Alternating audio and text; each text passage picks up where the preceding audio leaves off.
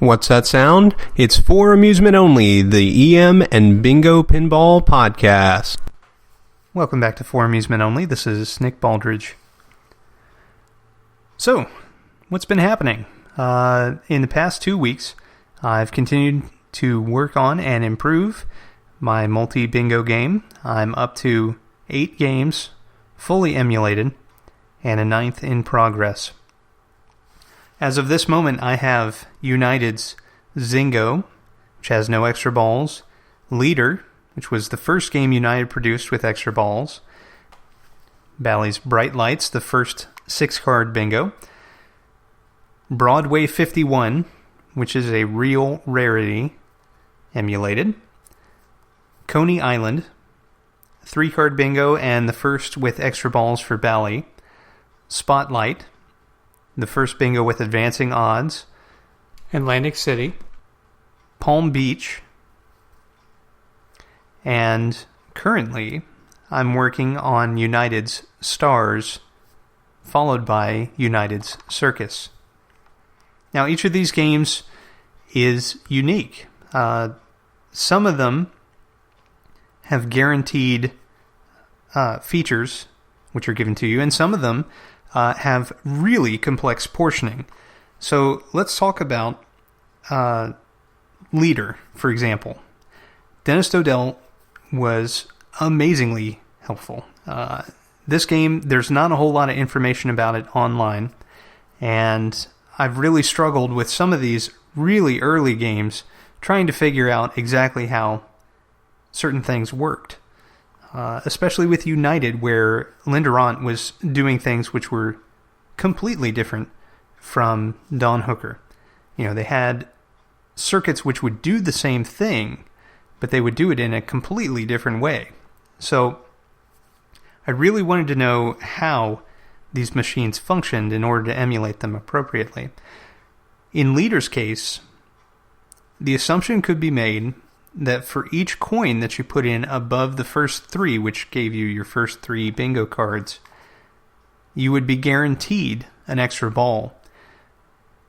But as it turned out, with the documentation shown by Dennis, and also the score and instruction card which he was able to photograph, I now know that the extra balls are awarded based on a Jones plug adjustment. So your first extra ball is awarded for an additional 3 coins on top of your first 3. The next one's awarded at 7 coins extra. And then the final one's awarded at 17 extra. And this is adjustable up to 19 extra. So you can see, making assumptions is very difficult to do correctly in one of these early bingos, especially because I just don't have experience with bingos that are that old. A more modern bingo, I could make assumptions. I could guess at portioning now that I understand how the portioning works very well, and probably be okay-ish.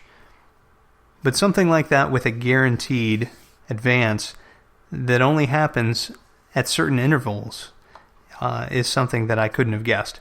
And it's much more advanced than I would have imagined, actually. So the way that they did it is they had a coin unit, and this coin unit would count each coin that was dropped, and once it hit the appropriate intervals, it would light up the next extra ball. Well, I had to switch my programming to make that happen because I was giving a guaranteed 1 per coin, and I've done so, and it works very well. On top of that, Leader, I actually had to draw the backglass myself, because there were just no photos that were good enough online that I could actually use them in whole. I could use one to kind of give me a rough idea of what I needed to do, but thankfully the image was fairly simple by bingo artwork standards, because the later bingo artwork I have no hope of being able to recreate on my own. So, again, Dennis came through, and he sent me a really nice photo of the Leader back glass, and I was able to recreate that There was a ton of detail which I didn't have because I wasn't able to see it in the really low res picture that I had before, and of course my drawing that I did was not very good. I'm not what you'd call good at drawing. Let's just put it that way. So, but it's a skill that I need to cultivate because I need to be able to recreate some artwork. There are some glasses which are prone to flaking, especially very early Uniteds appear to be pretty prone to flaking and art loss. So that's just an aside, but basically something I need to work on. So let's talk about Spotlight. I believe that's what I was working on last time that I broadcast, and that's the first game that Bally produced with advancing odds. Now, Spotlight is pretty interesting because it had multiple different ways to score, depending on if you were horizontal, vertical, or diagonal with your 3 in a row, you would win a different amount of credits. 4 in a row and 5 in a row would give you a different still. So the odds unit is actually much more complicated than it was in later games, where basically you had the same award for any 3 in a line, any 4 in a line, any 5 in a line. The portioning for Spotlight is also pretty interesting. This game went from the really basic single mixer on Coney Island and Reflex to Reflex and 5 mixers.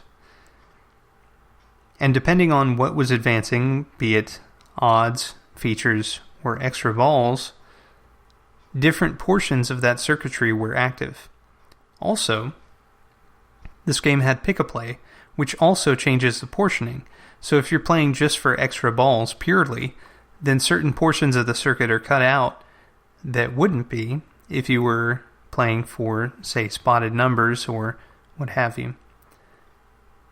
And then moving on to Atlantic City, Bally went a little less complex. There were no advancing odds. However, they kept all the portioning the same, and that's because Atlantic City offers so many different spotted numbers. It offers 6 different spotted number choices. On top of that, you've got your 3 bingo cards and a random award of double scoring and corners, which were also on Spotlight. So there's a whole lot going on and a whole lot that it needs to portion on top of extra balls.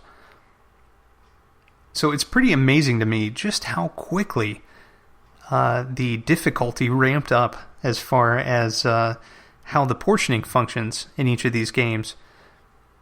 Don Hooker, I've said it before everywhere, but I'll say it again, was an absolute genius designing the circuitry, especially to portion something like a spotted number. And he knew, statistically, that if, say, the center number spots on one of the bingo cards, it's going to make it a whole lot easier for you to put together a win. And so the portioning actually changes based on what you've got spotted. So amazingly clever. And that's pretty exciting. Another huge thanks has to go out to Chris Dade, without whose help I would still be struggling with some of the early games. So thank you, Chris, very much. And then on these United machines, there are not many high-quality photos which exist, especially for the early ones. I mentioned that earlier. But games like Stars and Circus don't have many high-quality photos. And so I reached out on the internet and got in touch with Bingo Butch, who was referenced in the Bally vs. United bingo book from Jeffrey Lawton. Now, Butch's son Mike has been gracious enough to take photos of their games and provide me images of those back glasses, and I'm very much appreciative of everybody's efforts to get me the information that I'm asking for. I know it's a big pain to take these photos. I try to make it easy, but I mean, it's an extra chore that I'm asking you to do. So I really appreciate it. Now, Butch's son, Mike, is actually making service calls to people's homes again. And he's based out of Pennsylvania. So if you have a bingo in several parts of the East Coast, as well as a little further west, I believe he is able to travel and will be able to help you. So you can get in touch with him on Pinside. He's on there as Bingo Butch. Or if you'd like, you can contact him through me, and I'll pass your message on to him and get you all in touch. But he has been working on bingos for a very, very long time, and really understands the machines inside and out. So I'm very excited to be working on some of these early Uniteds, which are after they began implementing portioning. The first of which I mentioned is Stars. And Stars has 3 bingo cards and doubling of the scoring on any of the 3 cards. And you know what? That sounds awfully familiar. I wonder, it's Atlantic City. In fact, all the spotted numbers that you can get in Stars are exactly the same as Atlantic City. And further than that, the bingo card number orientation is exactly the same between Stars and Atlantic City. Now, I'm not sure which came out first. I believe Atlantic City came out first, but I don't know that for sure. But whichever way it was, somebody obviously was talking to somebody else there, because these games are almost exactly the same except for their portioning. The portioning on Stars is actually a whole lot different than it is on Atlantic City or any other Bally game. The reflex units, and yes, I said units plural, in the United games are actually 50 position steppers, which will fully reset if you knock off credits, which I think is kind of odd, at least if I read the schematic correctly. And the schematics are laid out very differently than Bally, which of course I'm used to, from working on different manufacturers' games throughout the eras, but United schematics for their bingos are kind of special because essentially portions of the portioning are in different spots physically on the schematic, and so you've got to kind of jump around to follow the logic. It's all there, but it's a little more difficult to follow, I think, than the Bally schematics, but that's probably because I've been working on Bally's since day one of my bingo tutelage. So that's been going well, and I am still kind of gathering parts. I got the P3 rock, which was the final board that I needed, and right now I'm collecting wire and connectors and pins and those kind of things, getting ready for my cabinet build. And that's the other exciting news. If weather and health and so on hold out, then over Memorial Day weekend, I'll be picking up the donor bingo cab, which I'll be using to build this machine. And at that point, I'll be in hardware mode until I have the game up and running, at which point I'll switch back to programming. Now, likely, this cabinet will be kind of a Franken cabinet, 2 different machines cobbled together, so a different head and a different lower cab. And so what I'll probably do is get it stenciled. I'll make a stencil and then make it appear consistent visually. I'm very excited to plug this hardware in and see if my code actually functions on real hardware. Right now, of course, I've been testing it on my desktop computer, and that's not giving me an accurate picture of what the game is actually going to do. What happens when I trigger the relay to run the motor, and I'm not triggering it for long enough? Well, then what's going to happen is that the balls won't drop or the ball won't lift or whatever the case may be. So I've got to build in some extra logic, and I fully anticipate that I'm going to have to do quite a bit of troubleshooting for each of these games. And so I'm not trying to get super far ahead, try and get into, say, the magic screen era at this point. What I want to do is get my hardware in place and see what happens. And from there, I'll be able to build up. Because my code is relatively simple. I mean, it's not very difficult code. It's not very smart code. It's just code. And it runs, and it does basically what it's supposed to do, at least without the physical hardware in place. So, I fully anticipate that I'm going to have a whole lot of work ahead of me once I've got this cabinet built. But aside from that, what else have I been working on? Well, not a whole lot. I have a lot of repair work that's stacking up here around town that I have not had a chance to go out and address. I've been working with some folks to help them get their bingos operational and talking to people through EM problems, the usual. But nothing particularly fancy at the moment. Really, I've been devoting a lot of energy to this project. So I did shuffle some stuff around in my game room, and I moved the 1937 pinball machine into my bedroom, which was a big coup here in my house. And that's the tabletop Genko Junior. And with that, I was able to slide the slot machine that I have sitting on my tool cart, which has all my,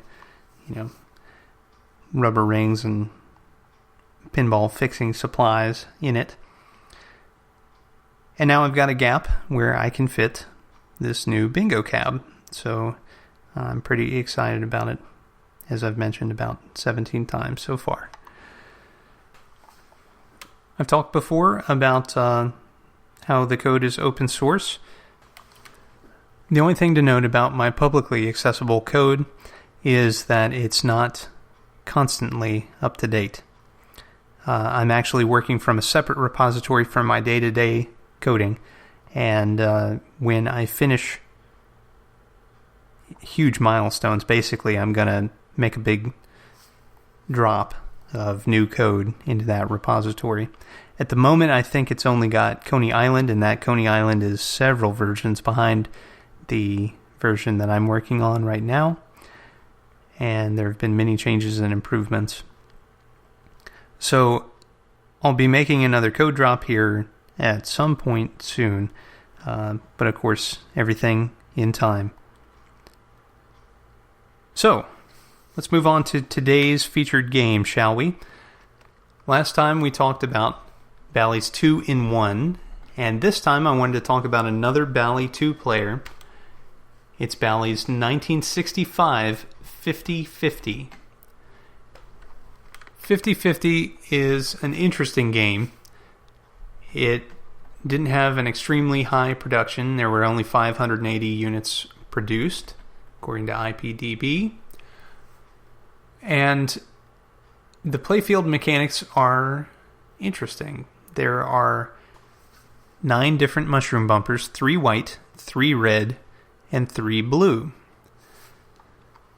Now, your goal in 50-50 is to light up 3 different numbers on flags at the bottom of the playfield on inserts in these flags. And to do that, you have to hit the appropriate colored mushroom bumpers. When you plunge your ball, it comes through 4 different lanes, one of 4 different lanes. The 2 on the left are red, and the 2 on the right are blue. Whichever one it comes down, if it's red or blue, will determine which color you are associated with. At the top under these lanes, there's a cluster of 3 pop bumpers. The center one is pointed up, and then the left and right are below that center one. On the left and right hand sides of the lanes, there are white mushroom bumpers, and those alternate with whichever color you currently have selected. So you'll earn 50 points for hitting those mushroom bumpers if you have red or blue selected, depending. The red point award is on the left-hand side, and the blue point award is on the right-hand side. Down below that, on the left-hand side, you have blue now, and you have a cluster of 3 different mushroom bumpers. And your goal is to hit all 3 of them, and at that point, special will be lit in the left out lane. On the right-hand side, you have 3 red mushroom bumpers, and if you have red selected, you want to hit all 3 of them, and again, that'll light special in the left out lane. In the very center of the playfield, there's a mushroom bumper, and when you hit it, it will change your color, be it red or blue. If you get 2 out of 3